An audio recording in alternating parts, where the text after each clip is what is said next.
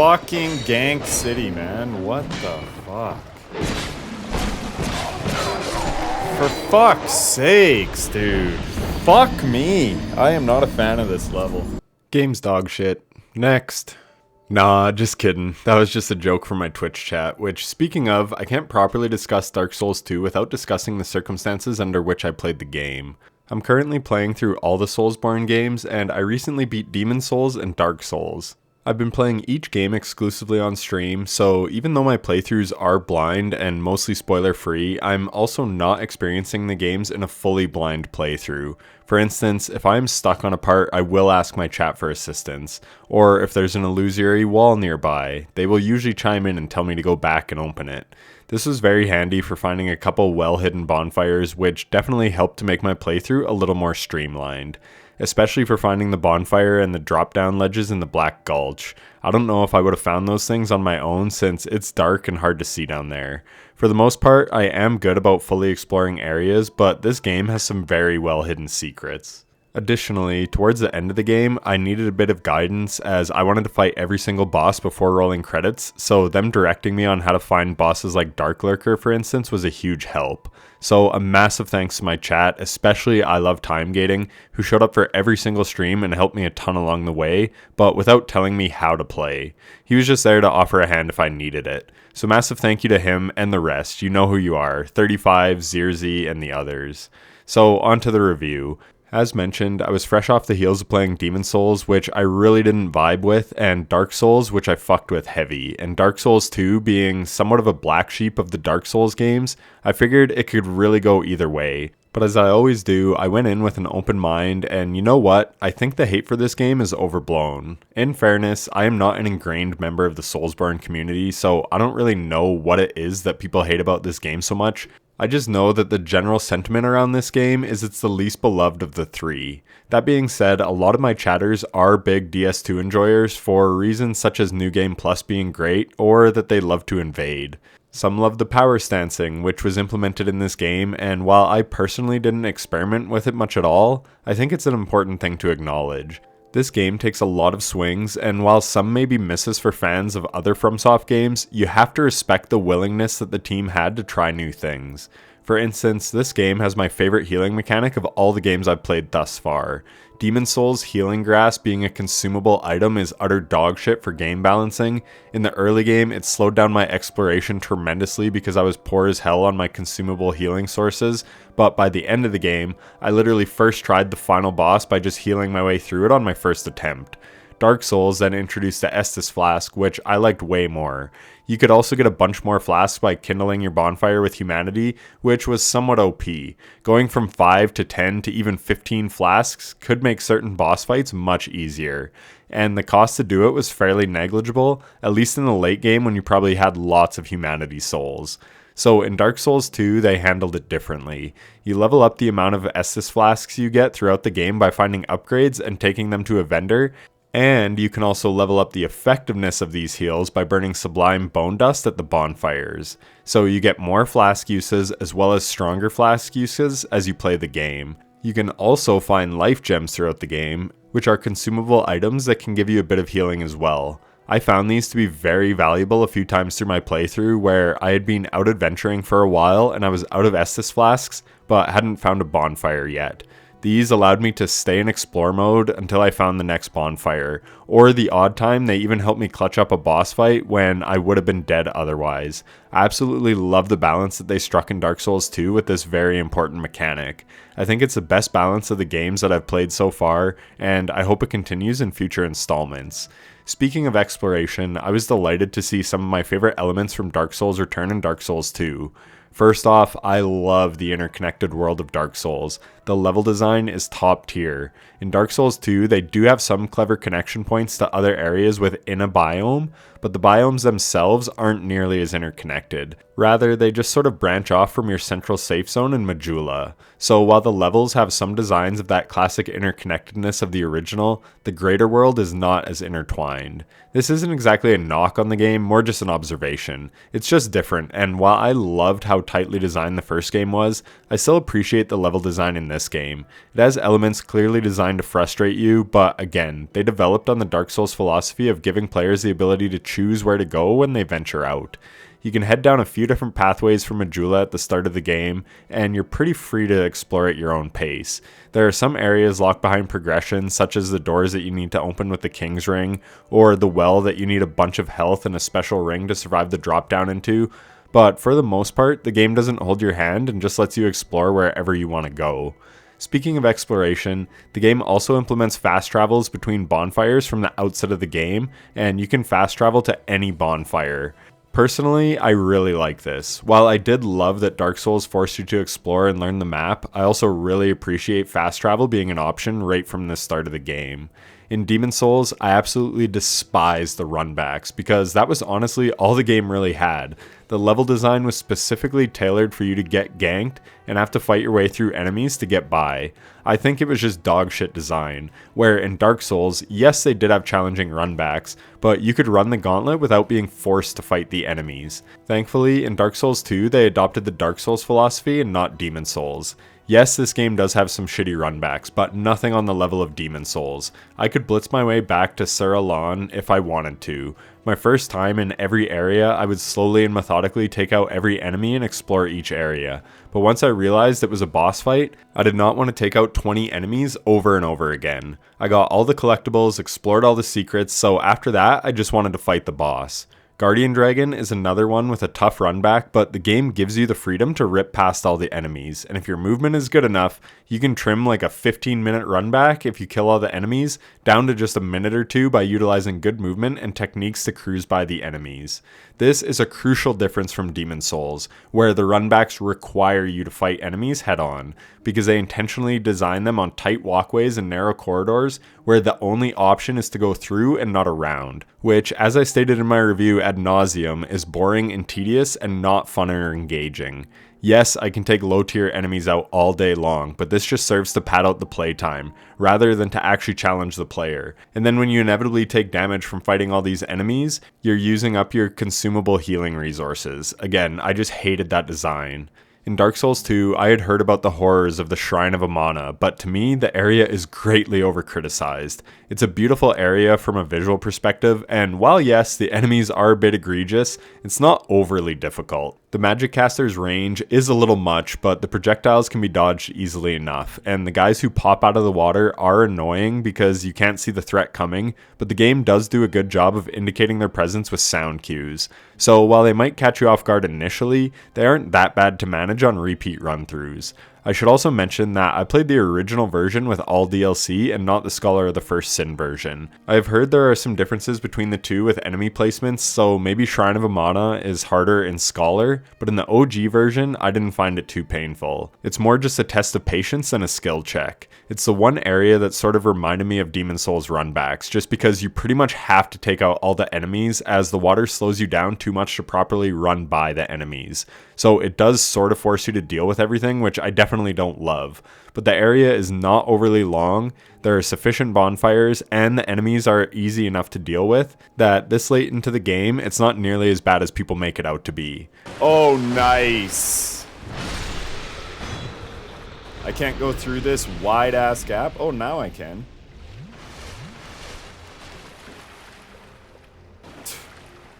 However, there is one horrible runback that made me want to quit playing, and that was the Frigid Outskirts. I hate being lost in video games, and this place is utter dog shit because it's just a giant open plain with a winter blizzard rolling through, completely impeding your vision. Yes, the storm clears from time to time so you can check out some landmarks, but it still sucks. This makes it very tough to navigate through no fault of the player. I hate this type of design. Yes, the runback again becomes manageable when you know the general direction to go, but finding that direction in the first place is a giant pain in the ass, and the annoying as fuck reindeer that infinitely spawn Fuck me, that area was aggravating. And unlike Shrine of Amana, there are no bonfires here. This place would have benefited greatly from a bonfire before the boss fight more than any other in the game. After you first overcome the shitty blizzard area, if there was a bonfire just after the bridge, I wouldn't have cared. Make it hard as fuck to navigate and annoying to get through, but when the player finally does overcome that, reward them with a fucking bonfire. Don't make them keep redoing it. It's dog shit game design and they should be ashamed. Moreover, it's also surprising because this area is part of DLC, and I noticed that the other DLC areas tend to have bonfires right before their big bosses like Fume Knight and Sin the Dragon. So why not put one here? Just incredibly annoying game design, and the only time I ever got actually frustrated during my Dark Souls 2 playthrough. Actually, that's not true. No Man's Wharf also pissed me off, and again, here it was just annoyance, but I couldn't open a shortcut on the docks, which ironically, there is a shortcut on the docks in Scholar of the First Sin, so the developers clearly agreed that the runback was a little stupid. Again, I don't mind going slow and taking out everything on my first time exploring a new area, but when I've seen all it has to offer, I don't want to be forced to do it again over and over, which is why I love all the level shortcuts that they design into their worlds. Dark Souls had a ton of them, with the best being in Sen's Fortress. There's tons of environmental traps and tricky to defeat enemies along the way, but when you finally do overcome that, you can activate a cage that takes you from the beginning of the area to nearly the end. It's just awesome. And again, I have to reiterate that they did add the dock shortcut in the Scholar of the First Sin, but for me, I didn't have that, so the area did become a bit tedious. So that was a lot of discussion on just the level design and what I liked and disliked, but I felt it was worth talking about. Again, I'd heard so much about how bad the ganks are in this game, but I just found it mostly overblown. There are absolutely some instances where you definitely get surprised and overwhelmed and trapped by enemies, but the second time you reach that area, you know what to expect and you can overcome and adapt, so it's really not a big deal. Now let's talk about dealing with ganks. The controls in this game are honestly clunky. The jump button is at least more user-friendly than Dark Souls, so that's a plus, but the combat just feels bad at times. I would miss enemies because my direction was not in the right plane, I guess, and then I would die as a result. Not because of a lack of skill, but just because of clunky controls. To me, this is extremely annoying. Oh my god, it swung over him? Fuck this game. Like, how can you be on a fucking slant? Oh my god. I'm a huge Hollow Knight lover, and a big reason is because those games have some of the tightest controls I've ever experienced in a video game. If you die, it's usually on you and your inputs and not the game screwing you over. In Dark Souls 2, I had numerous times where I died just because an attack missed. No, I fucked up. Can you freaking hit it? Oh my god. I guess I didn't fuck up. The hitboxes are just trash. Another thing that was annoying as hell was the damage output of your weapon. If you clipped the environment or hit an enemy with the wrong part of your weapon, you would deal less damage. Now sure, this may be realistic, but video games don't have to be wholly realistic. I mean, we are dying over and over again and coming back to life. How realistic do we have to get? This was just incredibly frustrating because in one instance I could kill an enemy in 2 hits, but the next time it would take 3. Well, that third hit can be the difference between life and death in a lot of scenarios, given how hard some enemies hit. But there's more, and there's a fucking trap thing. What? He's not dead? Look at his health bar. Oh my god. Sometimes I would just disregard an enemy that I thought I one-shot killed, but it would have the tiniest sliver of health and then still attack me when I just took for granted that I killed it. Because 9 times out of 10, it dies in 1 hit. But because of jank, it didn't this time, and now I took damage because of it. In Silksong, there are no health bars. You just have to learn intrinsically that this type of enemy dies in 5 hits. So you know when that enemy is about to die. I love this. It's consistent and predictable. In Dark Souls 2, it was inconsistent and unpredictable, and that felt really bad to me. And for what it's worth, I don't recall this issue happening in Demon Souls or Dark Souls nearly as much. Maybe it was a thing, but it happened a ton in Dark Souls 2. Or hits just not connecting. Or enemy attacks connecting that had no business hitting me. You can see the weapon model on screen is far enough away that it doesn't land, and I still take damage.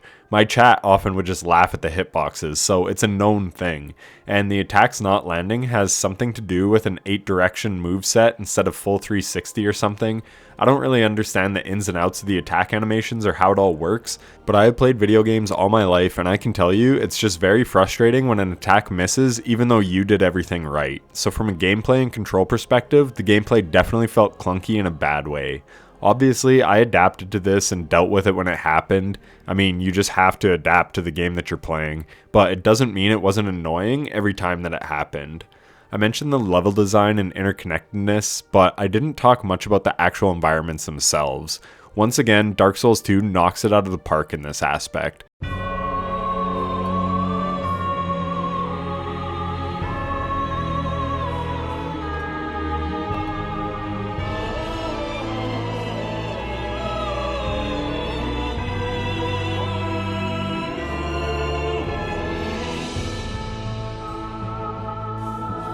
Majula is an awesome home base, my favorite in the series by far. The vibes there are just immaculate. I love the crashing waves and the serenity that it provides, juxtaposed against the brutal nature of some of the worlds that you must go and explore. It truly feels like a safe haven in this unforgiving land of Drang Lake. The other biomes are just as impressive. Black Gulch is a frustrating place to navigate with all the poison shooting statues, but the look of the place is awesome. So many unique and interesting places to explore. Nothing was quite on the level of Anne Orlando or Sen's Fortress for me, but the Dragon Aerie came damn close. But overall, the environments were still cool and well designed, giving players all kinds of unique levels to explore. And the enemies within the worlds was just as cool as always. Again, enemy variety is top tier, just like it was in Dark Souls. Next, we have to talk about the bosses.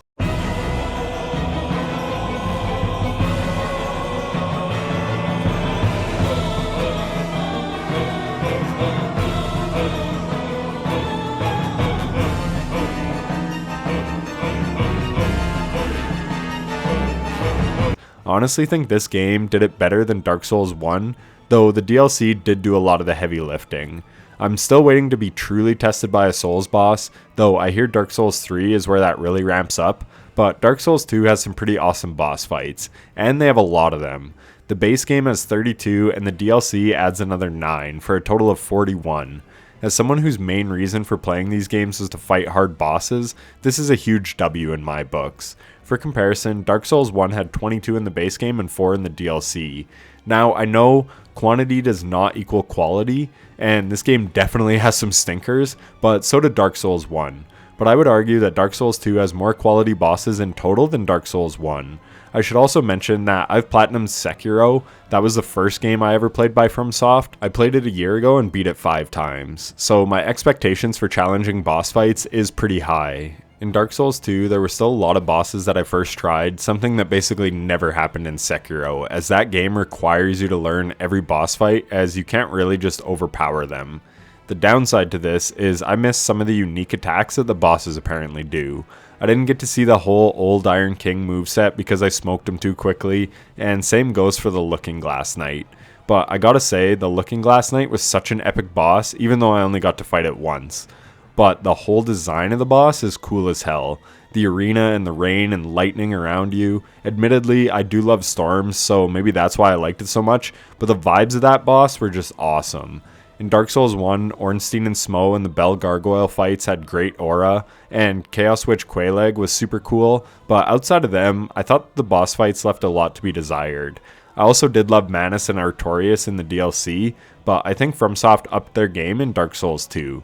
Like I said, Looking Glass Knight was very memorable, the dragon fights were pretty decent, Dark Lurker was a super cool fight, Smelter Demon was neat, especially the blue variant. I found the fights definitely had a little more going on as a whole, like Smelter Demon damaging you with fire as you fought it, Nashandra with the curse as you fight her. Obviously, there were lots of not so great ones. Prowling Magus and Congregation was over before I even realized it was an actual boss. Same with Covetous Demon. I'm not saying they're all top tier, I'm just saying that they were a step up. Apparently, you can light up the arena for the Lost Sinner boss fight. The pirate ship apparently fills up as you fight the Flexile Sentry and the Poison Water in the Myth the Baneful Queen fight can be eradicated by lighting a water wheel on fire. I think these are all super cool additions to the game. The execution, on the other hand, can leave something to be desired. Like the water wheel, who the hell would discover that? It could have definitely been something a little less obtuse, but once you know about it, it is a cool gimmick. Or the giant souls for fighting King Vendrick. I never would have known about that if it weren't for my chat. So in fairness, this gimmick could have been a source of great annoyance, and I probably would have hated some of that design, as like I said, the requirements for activating these things are a little too unknown for the common gamer. But I was lucky to have a chat looking out for me, so I can appreciate the design that went into it. Scorpioness Nojka is just a worse Quelaag fight, and Royal Rat Authority is a worse Sif fight. Again, I'm not saying the boss fights are all amazing. I'm just saying, as a whole, I thought they were a step up. And again, the DLC carried some for sure. Alana, the Squalid Queen, was such a cool boss, and again, I really appreciated the nearby bonfire. And same goes with Sin, the Slumbering Dragon. The second Smelter Demon is a cool fight with a horrible runback, but I actually really enjoyed the boss fight. Fume Knight was one of my favorite boss fights in the game. The King's Pets fights are cool fights, but granted, I am a big cat lover, so a giant tiger and a saber-toothed tiger I think are cool as hell. The Burnt Ivory King has the most aura of a boss I think I've ever fought. I'm genuinely trying to think of a more epic boss and can't right now, outside of maybe Rulk or Oryx from Destiny 2. And then my favorite fight by far was Sir Alon. I fought this right near the end of my playthrough, and it was just such a joy to fight. It was a tough fight as I was fully spec'd into my Ultra Greatsword, and it has a huge animation commitment, meaning unless my timing was perfect, I would get hit by a counterattack after attacking. This was a bit frustrating as I knew a quicker weapon would offer more forgiveness, but I couldn't be asked to totally respec my build that had brought me all this way. So I adapted, and it was so satisfying to overcome. Some boss fights are just a total dance, and I love that style of fighting. So when everything clicked, it was just such a good feeling. I had my timings down, I knew when to attack and when to hold off as I needed to conserve stamina. It was just the best fight. I loved it. And the arena is cool as hell too with the shimmering floor. Just an awesome capstone to such a fun game. I mentioned respecking my build, and while I didn't do that in my playthrough, I know the option exists and I love that. It's something I lamented in my Demon Souls review as my ignorance led to me having a horrible time in the early game because of misspec'd stats. But yeah, this game gives you the option to respec stats, and I think that's great. But speaking of respecking, let's talk about the attributes that you actually spec into. Another reason Dark Souls 2 is hated is the adaptability stat, and I gotta say, in the early game, my dodge roll did feel like absolute shit, so I understand people's grievances with it. But once you level up adaptability, the game feels fine to play. As someone who was told to level this up, I didn't mind it, but I can absolutely understand what a pain point that would be for some people. Also, the vitality stat is annoying. I wish equip load just scaled with vigor like in Dark Souls 1, but alas, here we are. Another pain point I had with the game is that dying takes away some of your health. I don't like games that punish you for dying, especially FromSoft games where dying is such an essential part of the equation. I much prefer how Dark Souls 1 handles it. I think you should be rewarded for not dying rather than punished for dying. In Dark Souls 1, you would get humanity, which would help give you better item drops, and you could also use humanity to upgrade bonfires. This rewarded you for playing well, whereas in Dark Souls 2, you're being punished for dying and have to use a human effigy to get your life back. So if you're really bad at the game early on, you might just run out of effigies and have to play the game at 50% health. Again, I think this is bad game design as it pushes away lesser skilled players. Speaking of annoyances, they have a torch system in this game that my chat told me was actually supposed to be even more prevalent. I didn't mind it in the gutter area because it made sense. You're deep underground, so everything is dark, and lighting the torches helped you find your way. I also thought it was cool in No Man's Wharf as it warded off a certain enemy type. But outside of that, I just found it kind of useless or annoying. But something that annoyed me even more was the bait Ferris Lockstones. I used my first one early on in the game and found a hidden chest, and I thought that was super cool. I then naively assumed that they would all lead to hidden goodies, but some just flat out harm you, and they make you use a consumable item that you don't get a whole lot of. I just don't like this. I get that it's sort of trolling the player, but to troll the player out of a limited consumable just feels bad. I didn't like it. And speaking of hidden things, I thought the use of illusory walls was shittier in Dark Souls 2. In DS1, you can roll or attack through an illusory wall, where in this game you have to interact with it. Also, there's pretty much no discernible way to identify the walls in this game. I like hard to find secrets. I'm not asking for yellow paint here, but they were too hidden in my opinion. I'm very happy I had a chat that was able to tell me about some, or the kind folks who leave messages in online play, because I have no idea how you're expected to find some of these. Once again, the game was also filled with lots of unique NPCs, and once again, I was too dumb to figure out how to do most of their quest lines, but the voice acting was great. Gavlan will, Gavlan deal.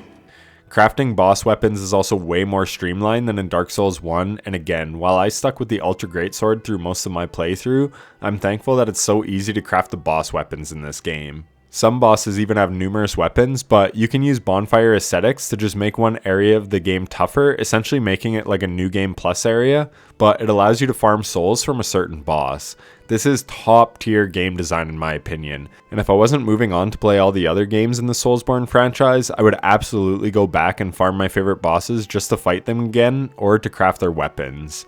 Weapon durability is also more streamlined in this game, repairing itself by resting at a bonfire rather than having to repair all the time like in Dark Souls 1. Another thing that I definitely appreciated. Gear upgrading is also very straightforward, with upgrade items being pretty abundant, at least for me as someone who liked to fully explore every area. I mentioned with Estus Flask upgrades, but I really appreciated how the game rewards you for exploring. Another thing I really enjoyed in the game was the soundtrack and sound design.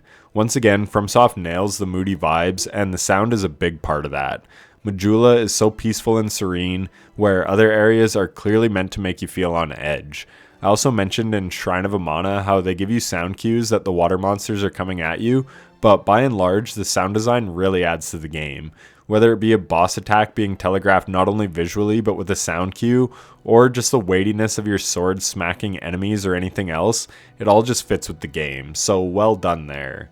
As for story, as per usual, I never have a clue what's going on from a story perspective, so I'll just leave it at that. I can't say whether it's good or bad because I didn't watch any videos explaining the lore. I play these games for the combat more than anything, and I'm perfectly fine with the way FromSoft handles their storytelling. By all accounts, the New Game Plus in Dark Souls 2 is really good, so while I didn't experience it, I'm glad that they made the game so replayable. I didn't mess around too much with build crafting, but I checked out the inventory of every NPC, and there's a shit ton of different spells and magic and stuff. It seems the playstyle variety in this game is far more advanced than any previous iteration. There's so many different weapons and playstyles to choose from, so the replayability of the game is immense, and as stated, respeccing is quite easy, so it encourages testing and tinkering and trying new things, which again is something I really appreciate. I hate when games have super in-depth build crafting, but then make it extremely difficult to interact with, and Dark Souls 2 seems to have made it the most approachable of any of the games that I've played so far. And then there is the power stancing. So again, even though I didn't mess with it much, it also offers another avenue of unique playstyle. So for those reasons, of all the games I've played, I would say Dark Souls 2 is definitely the most replayable.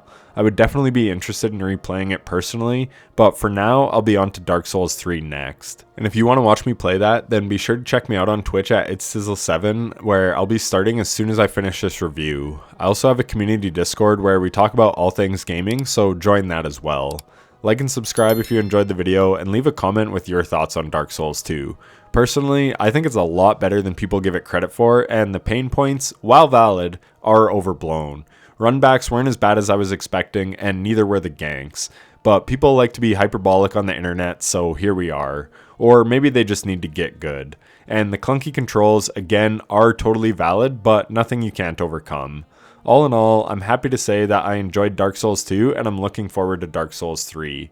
If you're still here, then I thank you so much for watching to the end, and I'll catch you in the next one. Take care.